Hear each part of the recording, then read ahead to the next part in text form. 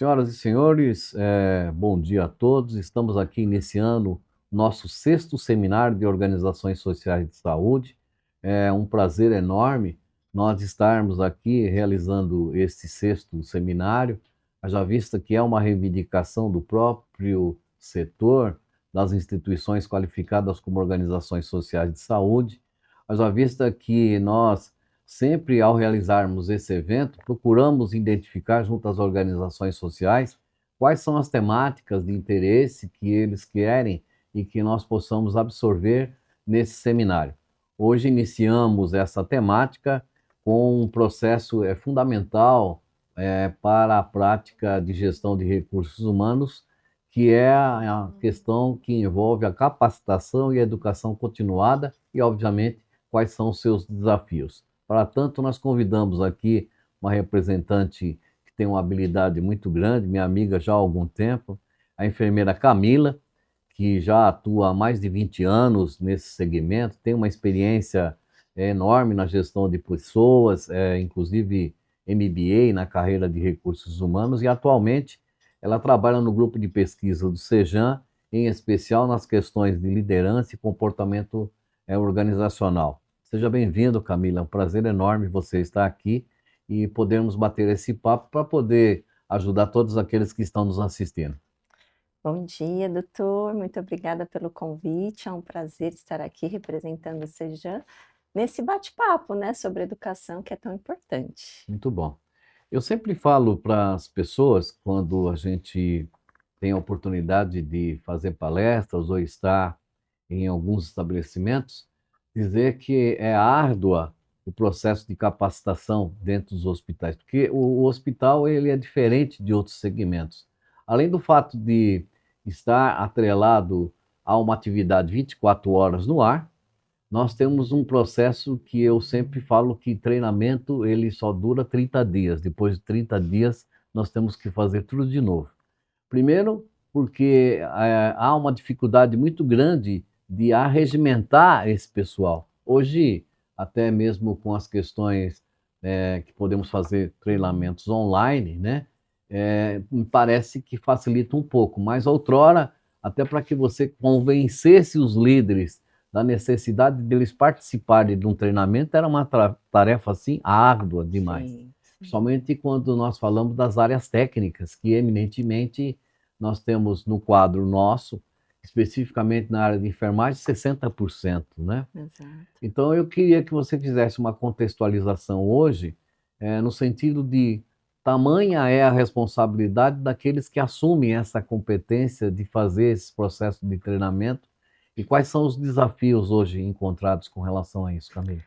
Sim, eu acho que a gente parte aí do princípio que treinamento ele é necessário, né? Educação permanente, continuada das equipes é necessário. E a gente tem aí, né, um contexto de mudanças constantes, né? Atualizações, novas recomendações. Acho que eu me recordo na época da pandemia, né, que a cada semana, a cada dia, a cada minuto, a gente tinha novas atualizações. Então, é extremamente importante, acho que a gente parte que é necessário, né, e assim, né, a gente tem hoje estudos científicos que comprovam para a gente o quanto o treinamento e a capacitação faz diferença, né. Sim, Então, organizações que investem em treinamentos, a gente tem aí referências que diminuem em 40 a 50% erros e eventos adversos. Para o senhor ter uma ideia, eu estava lendo um estudo que mostra que quando você aplica treinamentos relacionados à administração de medicamentos, você reduz em 50% erros de dosagem de medicamentos.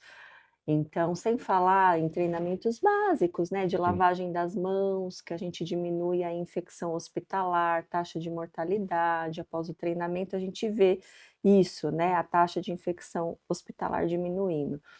Retenção de talentos, rotatividade da equipe, então é super importante, né. E assim, a gente fala de treinamentos técnicos, mas também existe a preocupação em treinamentos comportamentais, né, doutor. Tá. A gente tem aí as soft skills, né, então a gente tem que trazer, treinamentos relacionados à inteligência emocional, segurança psicológica, comunicação não violenta.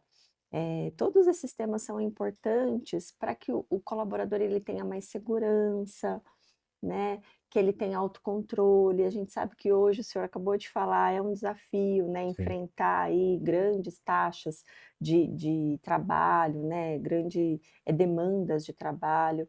Então, isso é claro, né, treinamento muda a experiência do colaborador, melhora a assistência, desfecho do paciente, então isso é indiscutível. Camila, deixa eu te falar uma coisa que eu acho que é importante. Nós encontramos hoje algumas barreiras sensíveis, né, no tocante à própria formação. Pegarmos Sim, aqui, por exemplo, a área de enfermagem ou mesmo nas áreas de apoio. Eu tive recentemente em uma instituição no interior, onde, na atual conjuntura, nas questões socioeconômica e política atual, por esse país ser tão assistencialista, nós estamos encontrando uma dificuldade muito grande de repor as vagas na área de apoio, né.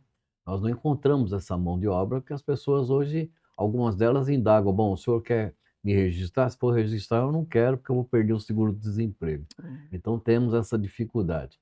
No tocante à área técnica, em especial a área de enfermagem, prolifera-se no mercado uma quantidade enorme de escolas de enfermagem, mas nós sabemos, que a maior dificuldade que se tem para a captação dessas pessoas é o fato de que elas não têm experiência não só técnica, sim. mas efetivamente elas têm uma imaturidade muito grande nas questões básicas, exemplo, na questão de adição e diminuição, soma, né? Sim, Para os processos de dosagem de medicação.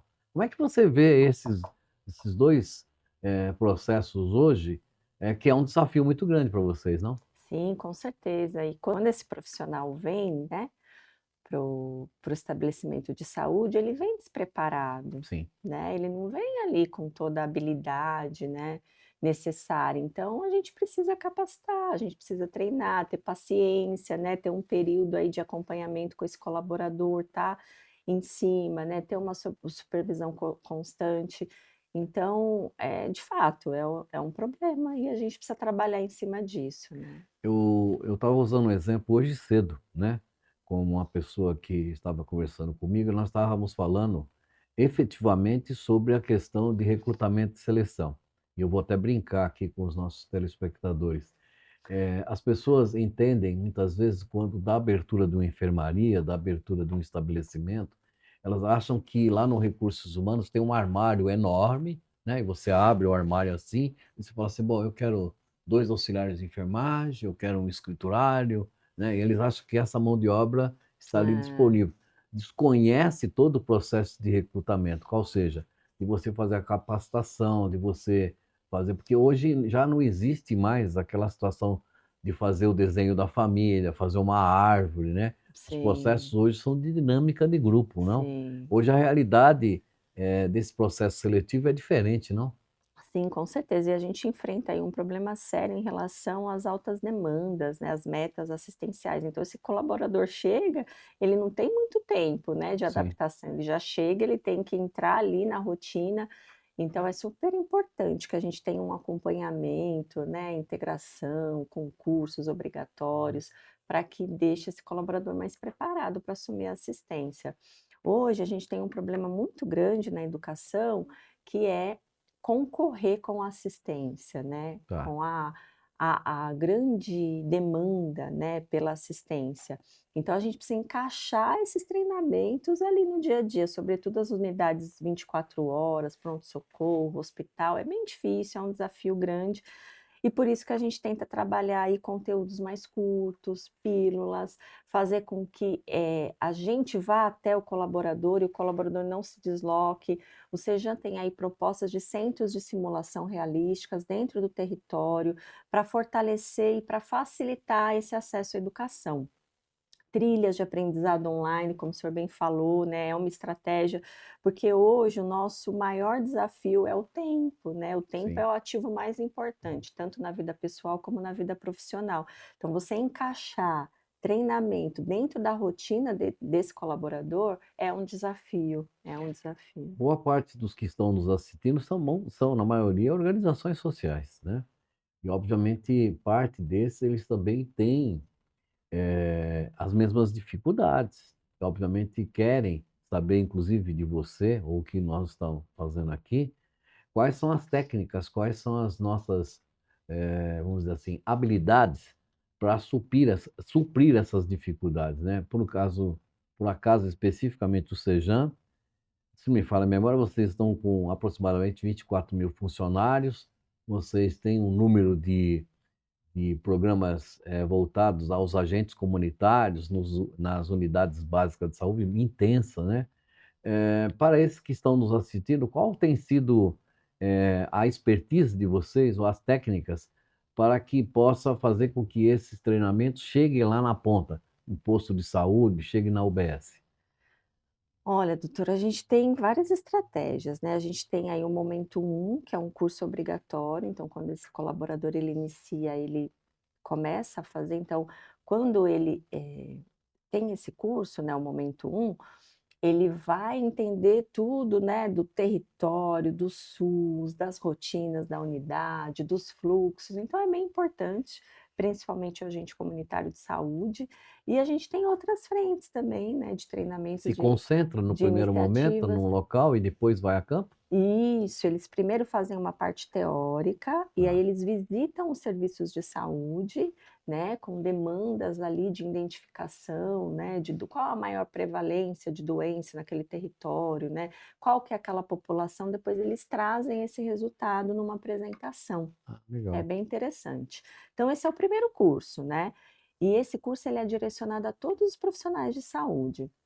Além disso, o Sejan tem uma universidade corporativa, né, a gente em parceria aí com o grupo Asas, então a gente desenvolve bastante cursos online, né, trilhas de aprendizado para facilitar o aprendizado deles. E a gente tem frentes para as lideranças também, né, que é o grande diferencial. Quando você Sim. tem uma liderança fortalecida, ela vai fortalecer e engajar o resto da equipe. Então a gente tem um programa de desenvolvimento de líderes que nós começamos lá em 2022 com um piloto, né, pequeno, e hoje a gente está aí chegando a quase 600 líderes que Beleza. participam desse programa, é bem legal, a gente trabalha soft skills, que são as competências comportamentais, e ano passado a gente trabalhou um pouco das hard skills também, né. Então a gente pensa aí no conjunto de conhecimento, habilidades e atitudes, né, isso tudo agregando valor ali na entrega e no resultado. Temos a pesquisa de clima, né, organizacional, nós começamos também em 2022 e agora com os fatores psicossociais da NR1, a gente acoplou na nossa pesquisa, então, a gente fez a pesquisa já contemplamos todos os serviços do Sejan e agora a gente está trabalhando em planos de ação. Isso é bem legal e importante, porque através da pesquisa de clima a gente identifica melhorias, né, como eu falei, a trilha de aprendizagem, gestão por competências, a gente, tem aí um ciclo de avaliação de desempenho, mediante as competências organizacionais, técnicas e essenciais dos colaboradores, então a gente trabalha ciclos de avaliações de desempenho com criações de PDIs, que são os planos de desenvolvimento individual, e também com possibilidade de aplicação de feedback, Bom. né, então isso incentiva, né, o colaborador a melhorar, se desenvolver, é bem legal e a gente tem um projeto aí de implantar gestão por competência em todos os serviços do Sejan. Eu conheço o serviço, não na íntegra do que vocês fazem e parabenizo muito, todas as atividades que você desenvolve. Mas, hoje, temos alguns aspectos interessantes quando a gente fala da gestão das organizações sociais. Você pode assumir um equipamento que era de uma outra organização social, e muitas vezes aquela organização social não estava no nível Sim. de processo de acreditação, até mesmo de performance de treinamento. Vocês têm observado isso e quais têm sido as estratégias para que possa facilitar essa integração, vamos dizer assim, Sim, com isso aqueles que você já tem e com esses que estão entrando agora. isso é bem comum, viu, doutora? A gente de fato assume novas unidades com parcerias, né, com outros parceiros que estavam ali na administração, E de fato, isso é bem diferente, você já chega, né, já ali, né, e todo mundo sente a diferença. Eu acho que o primeiro passo é o acolhimento, né, a gente tem Tá. muito essa questão do acolhimento, de acolher esse colaborador e falar um pouco do Sejan, né, contar a história do Sejan que é tão bonita, a gente preza muito pela humanização, pelo acolhimento. Temos um setor institucional de acolhimento com psicólogos. Então, acho que a primeira parte é acolher esse colaborador e aí entrar na rotina, né, entrar no fluxo e então a gente tem aí todas as normas, rotinas, né, a gente tem muitas unidades com acreditação, né, ONA, nível ONA, a gente tem uma qualidade bem robusta no Sejan, que vai, visita, né, então vê todas as questões de melhorias e assim a gente vai Eu, caminhando e fortalecendo, eu né. insisto nessa questão, porque o que acontece? Há uma, vamos dizer assim, uma perspectiva do próprio Ministério da Saúde rezar, né, de que a acreditação da ONA seja para todos os estabelecimentos, até para um processo de credibilidade, de competência e assim sucessivamente. Inclusive, a própria Secretaria Municipal de Saúde, Secretaria Estadual, tendem a incentivar esses processos de acreditação. Mas sabemos de que há dificuldades. Essas Sim, pessoas têm as dificuldades. Mas eu quero insistir o fato de que, embora seja assim maravilhoso, né? Eu sei que na prática isso é difícil, né? sim, Então, por exemplo, vamos imaginar que amanhã, no processo de transição, você vai assumir um estabelecimento que você está agregando lá aproximadamente 80 funcionários, tá? Como é que é feito esse processo? Vocês vão lá anteriormente para identificar se eles já tiveram treinamento disso ou não, ou vocês começam da estaca zero, só para vocês esmiuçar, para que o povo que está nos assistindo, alguns deles talvez precisem dessa expertise sua. sim, então depende, né, muitas vezes o próprio chamamento já vem com uma questão direcionada, né. Tá, Nós já assumimos serviços que já veio: "Olha, então a gente precisa capacitar 50% dos colaboradores em BLS em ACLS", né, e assim o que sucessivamente. seria Então, isso, por favor? BLS é suporte básico de vida, então é um atendimento ali de urgência e emergência, e o ACLS é um suporte avançado de vida em cardiologia. Então é preciso que os colaboradores que atuam com urgência e emergência tenham cursos e se preparem, né, para o Tá, atendimento ali na hora. Então já aconteceu da gente, né, assumir um contrato e falar: "Não, vamos começar e já vamos fazer os cursos, né, vamos ver aqui a porcentagem de quem tem, quem não tem".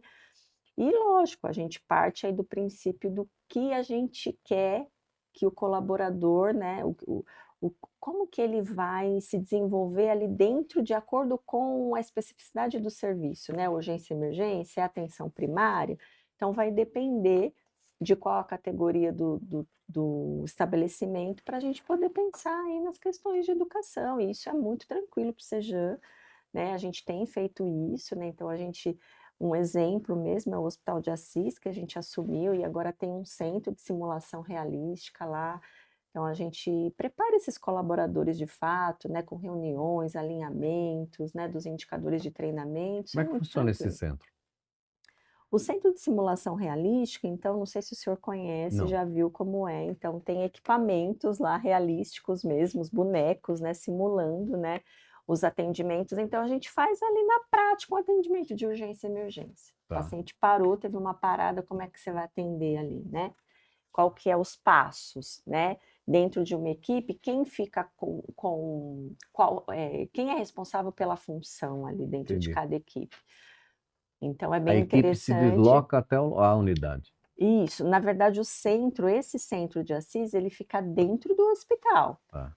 Então tem agendamentos, né, e os colaboradores vão até o centro para treinarem, Ah, né. ok. Então tem um facilitador ali que faz toda essa parte, né, do treinamento e os colaboradores vão até o centro, facilita, né, e aí Tá. muitas questões práticas, né, sondagem vesical de demora, administração de medicação, atendimentos de urgência e emergência, então facilita ali, porque você está Sim, praticando, de tem um fato. conhecimento teórico e depois você vai para um conhecimento mais prático, né, Nas de áreas de aprendizado. apoio administrativo, como é que Tem funciona esse também, processo? a gente também pensou nisso, né, é bem importante o senhor falar isso, porque a gente pensa em centros de simulação que simulem um atendimento ali na recepção. Tá.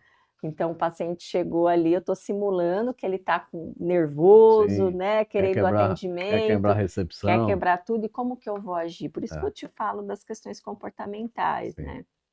Então, também, a gente simula ali um atendimento na recepção com o paciente que está nervoso querendo É, atendimento. É bem legal, porque depois tem uma avaliação pós-treinamento, sim. né, o que que eu fiz que eu poderia ter feito diferente, né, o que que É. eu não fiz, o que que foi legal. Então tem essa avaliação, isso é bem importante, a gente está crescendo com esse projeto, é um projeto em conjunto com o Grupo Asas, né, de criar e de ter esse centro de simulação e trabalhar tanto a questão assistencial e mais técnica e também a questão administrativa. Dentro desse processo que nós fazemos aqui, desse bate-bola, a gente deixa disponível as instituições para que elas encaminhem perguntas que a gente possa fazer dentro da temática. E eu Legal, escolhi algumas aqui, e eu vou lhe fazer uma, e fique à vontade para você fazer a sua explanação da forma que você achar mais tá conveniente. joia. A primeira pergunta que vem para nós aqui é a seguinte: como a capacitação e a educação continuada podem contribuir para a melhoria da qualidade dos serviços prestados pelas organizações sociais? Me parece que parte disso nós já respondemos aqui, mas não Isso, obstante a isso, é o fato de que esta qualidade de prestação de serviço refere-se, inclusive, no reconhecimento da entidade perante o gestor público, seja ele municipal ou estadual, que vai contratar a sua organização. Eh, Dentro do plano de trabalho que se faz para demonstrar esse processo de capacitação, tem algum indicador, alguma coisa que se faz que as pessoas possam, auferir se você realmente está trabalhando com esse processo de capacitação no plano de trabalho? "Ah, eu fiz 40 horas de treinamento", tem alguma coisa nesse sentido? Entendeu? Por exemplo, hoje eu vou entregar um plano de trabalho para a Secretaria Municipal de Saúde de tem, São Paulo, né. tem. E aí eu vou assumir 4 unidades básicas de saúde, tá. Então lá existe um compromisso da educação continuada, tá. Nesse plano de trabalho ele vai dizer quantas horas de treinamento eu vou ter, há algum indicador, eu tenho que prestar conta disso? Sim, sim, dentro da proposta a gente descreve toda a questão do treinamento, né, Tá. de levan Detalhado. detalhado, tudo que a gente tem e tudo que a gente vai oferecer ao assumir aquele novo contrato. De Então isso é pactuado e isso é controlado. Um exemplo que eu falei dos cursos de BLS a CLS, isso é pactuado, né, então eu estou, me comprometendo, né, a realizar os cursos X que está ali na proposta do chamamento do E do isso, contrato. a prestação de conta ela vai ser demonstrada pela quantidade de horas e participantes, é isso? Pela Feitos os quantidade de relatórios? participantes, Ah, isso, ok. pelos relatórios, A sim. própria o próprio gestor público, seja ele estadual ou municipal, ele vem requerendo isso das organizações sociais? Sim, sim, um exemplo é o Plamep, Plano de Educação Permanente, que a gente tem aí uma parceria com o município de São Paulo, a Secretaria Municipal de Saúde de São Paulo, que a gente estipula todos os cursos durante o ano que eu me proponho a fazer e faz parte aí do contrato de gestão. Então, se eu me propus a realizar 10 cursos durante um ano, eu vou prestar conta dos 10 cursos, com lista de presença, com relatório. Legal, Isso, isso é isso é, importante.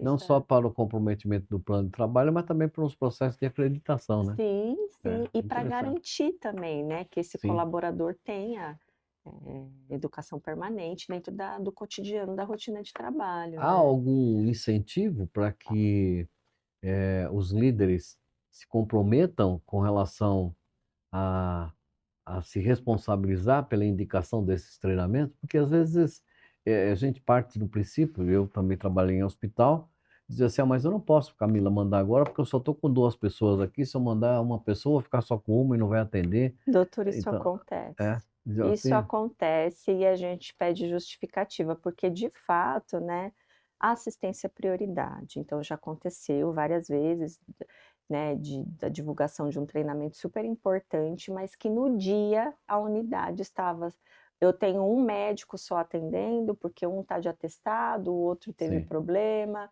o próprio colaborador assistencial ali, enfermeiro auxiliar, acontece. A gente pede justificativa e a gente remarca o treinamento. Para a área médica, tem algum tipo de treinamento específico? Sim, tem? tem, a gente faz sim. Tem o próprio ACLS, né, que eu te falei, que é de urgência e emergência, PAUS, que é para pediatria. Tem sim, a gente tem Muito um bom, cronograma. A gente, na verdade, tem um cronograma de treinamentos obrigatórios, né, ou seja, trabalha com muitos protocolos gerenciáveis, né, legal. protocolo de sepse, dor torácica, AVC, trauma. Então a gente tem aí na nossa rotina anual capacitar esses profissionais para atendimento desses protocolos. Muito bom. Tem uma outra pergunta aqui para você. Quais são os principais desafios enfrentados pelas organizações sociais para implementar programas permanentes de capacitação e educação continuada? É, eu acho que eu falei um pouquinho, mas acho que vale reforçar, né, porque de fato a gente tem, né, muitos desafios e um deles é o que eu falei, que é a questão do tempo e da sobrecarga de trabalho, Tá. que aí é a gente encaixar esses treinamentos dentro do cotidiano da rotina de trabalho do colaborador. Isso é um desafio grande, né, o senhor bem falou aí no começo, isso acontece de fato, porque as demandas, né, a rotina de trabalho assistencial desse colaborador engole ele ali no dia a dia, e aí como que eu encaixo? Então eu tenho que ter um gestor muito comprometido com a educação, né, ciente disso, por isso que a gente fala que começa pelo líder, né, pelo gestor em priorizar as questões de treinamentos, então eu acho que esse tempo, né, administrar, fazer essa gestão do tempo do profissional para que ele tenha aí um espaço para a educação é o nosso maior desafio.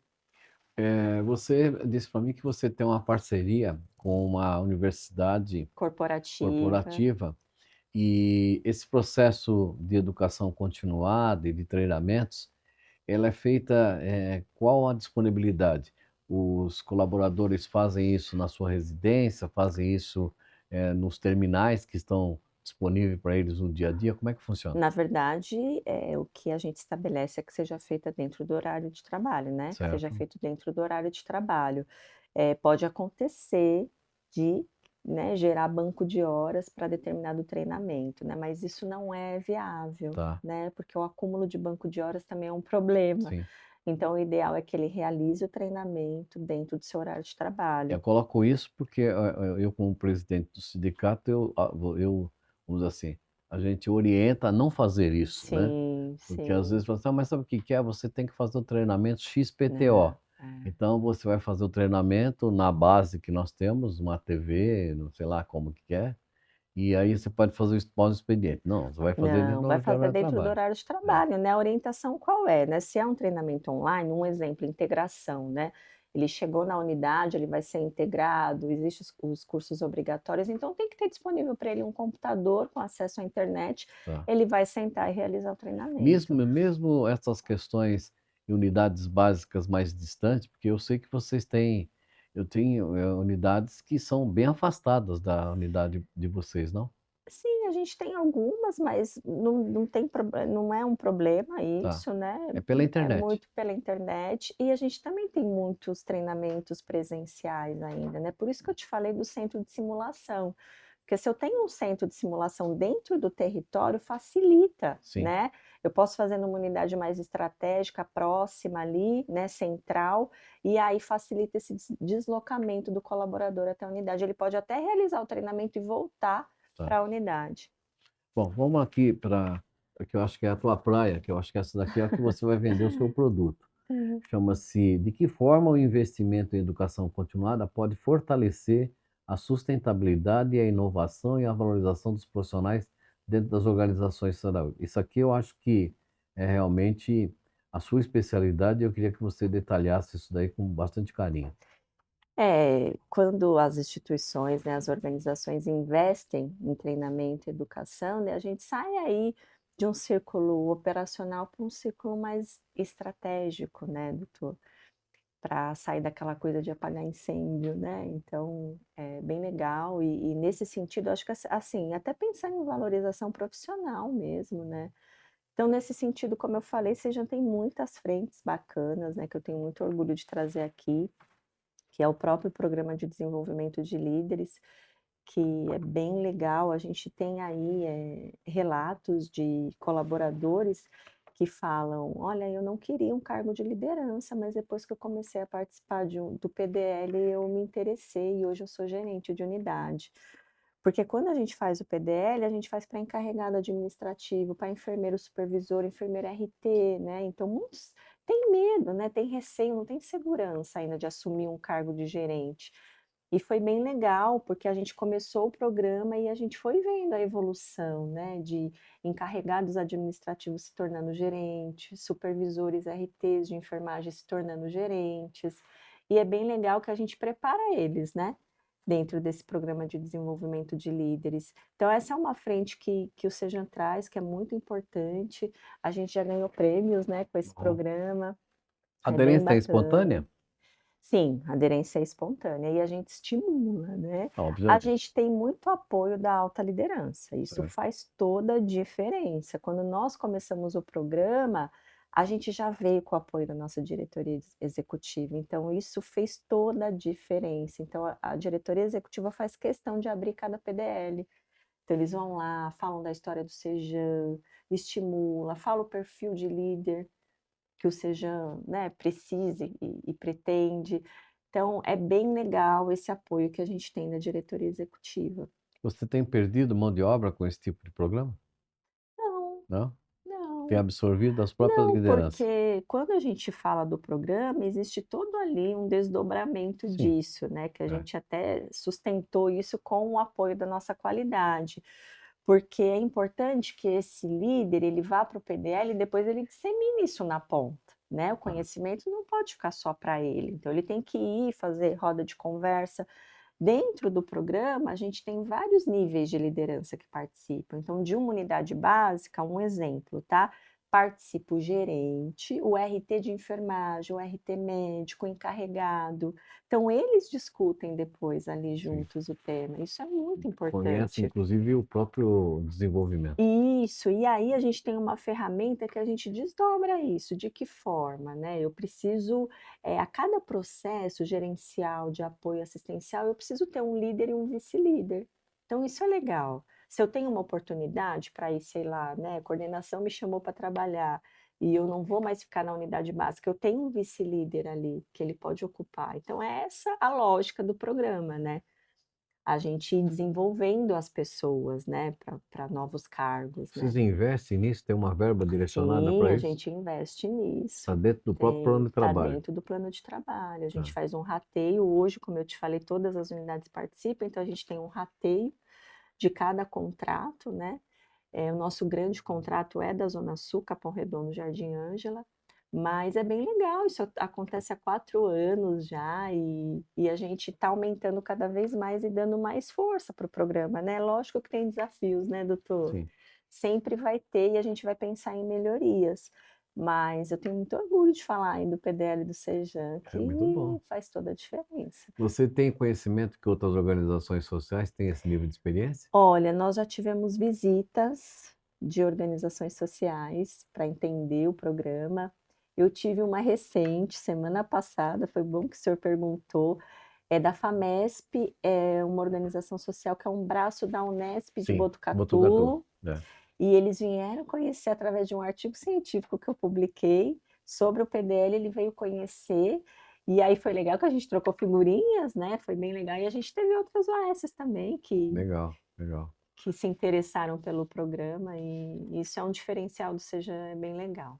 Muito bom. Eu queria, desde já, agradecer imensamente a sua colaboração, pedir para que você deixe à disposição desses que estão nos assistindo o seu contato, o seu e-mail, que provavelmente as pessoas vão querer depois entrar em contato com você, trocar uma ideia e agradecer em nome da diretoria e do sindicato essa sua colaboração. Eu tenho a certeza absoluta que quando eu convidei você, a gente teria um êxito com relação a esse propósito, porque não é fácil atuar nessa área de treinamento, processo de Não é. capacitação, porque os desafios são grandes, né?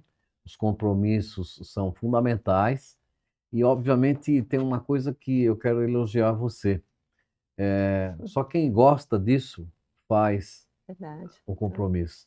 Porque se as pessoas estão por fazer, elas não assumem. é Se as pessoas verdade. gostam do que faz, elas É. conseguem desenvolver com mais maestria, com mais facilidade. Por isso que eu quero parabenizá-la, viu? Obrigada, doutor, gostaria de agradecer a participação. É sempre muito importante essas trocas, esse bate-papo, né, bem gostoso, então muito obrigada. Agradecer gestão de pessoas do Sejan, o Wagner, nosso gerente de gestão de pessoas e toda a minha equipe de treinamento e desenvolvimento aí, que é uma força potente aí em relação à educação institucional do Sejan. Muito obrigada. Queríamos agradecer a todos por estar prestigiando o nosso sexto seminário das organizações sociais de saúde. Amanhã nós vamos ter segmento com uma palestra também muito importante, que é a questão da sustentabilidade das organizações sociais. Nós vamos estar aqui com a doutora Letícia Torim, que é lá do Grupo Chavantes. Eu queria que os senhores e senhoras prestigiassem esse evento novamente. E, obviamente, agradecer o Sejan e a minha colega Camila por estar aqui e nos ter demonstrado com bastante fidelidade essa experiência que ela tem lá. Um grande abraço a todos e esperamos vocês aqui amanhã prestigiando o nosso evento. Um grande abraço.